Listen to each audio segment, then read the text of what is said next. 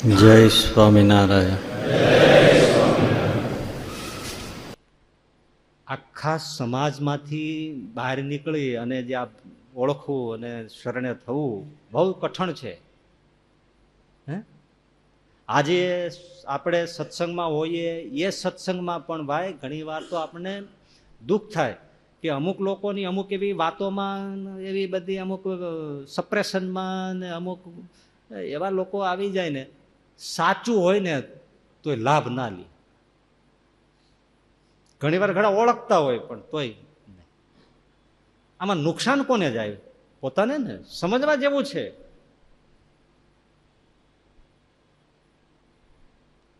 જેન ત્યાંની જેવી તેવી વાતો સાંભળીને આપણે આપણો મોક્ષ બગાડી ન નખાય.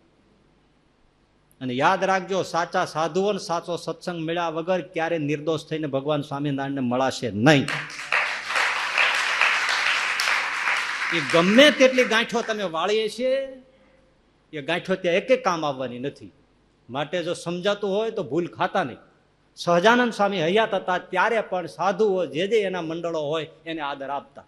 ભાઈ કોનું મંડળ છે? તો કે બ્રહ્માનંદ સાહેબ. વાહ વાહ, ઉભા થઈને ભેટી. એને નહોતું એમ થતું કે સાધુઓ હું ભગવાન બેઠો છું, ગુરુઓ થઈને પૂજાય છે. પૂજાવા જોઈએ. એને ન માને તો કોને માને? એને ઓળખાવ્યા છે. રાજદી ગળા ફાડે છે, રાજદી ટાંટિયા તોડે છે, રાજદી કથા વાર્તા કરે છે.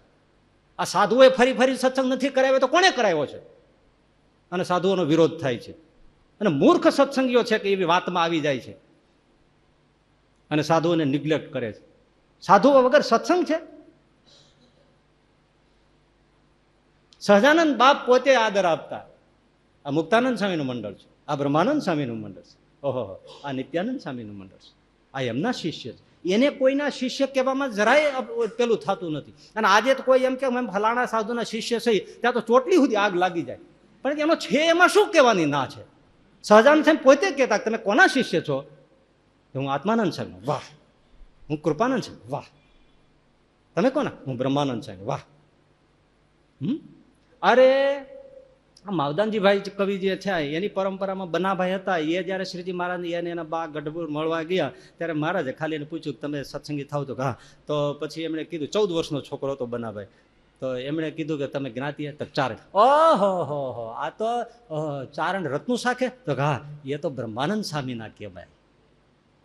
બ્રહ્માનંદ સ્વામી હું આમને નહીં કંઠી પહેરાવું, તમે પહેરાવો.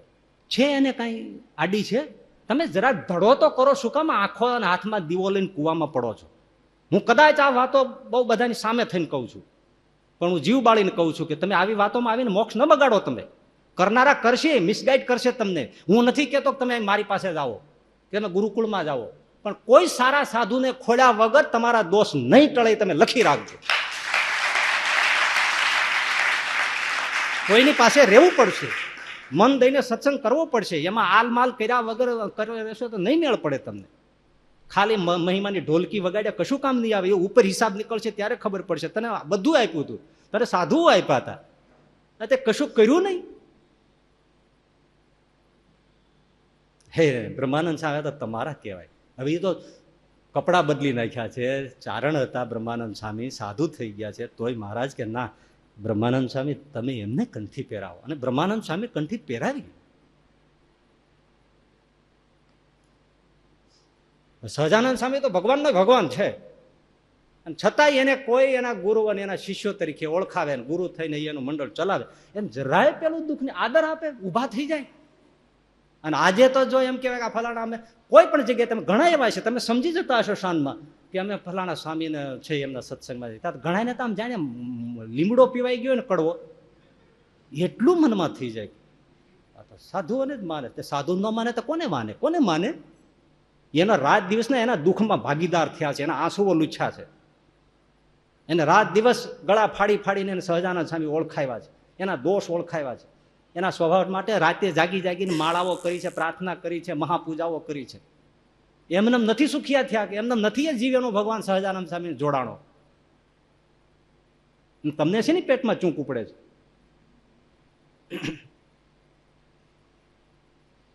આપણે તો ભાઈ કોઈ એવું નથી કે ઓલું કરવું, ગ્રુપ કરવું. હું તો જનરલ વાત, આખા સત્સંગને લઈને હું તમને બોલી રહ્યો છું. કે કોકને જો ખોપડામાં ઉતરે કે આવી આવી પાડ્યોમાં આવા બંધામાં આવા બંધનમાં આવી બધી ઘોડ્યોમાં આવીને સત્પુરુષોને ન ગુમાવાય. એ સત્પુરુષ થકી કેટલું કામ થતું હોય છે શું શું ખબર પડે. વ્યવહારો સચવાઈ જશે પણ અધ્યાત્મ જતું રહેશે. અને એક વેળ વહી ગઈ પછી કેટલા જન્મ લાગી જાય કાંઈ ના કહેવાય ભલા માણસ.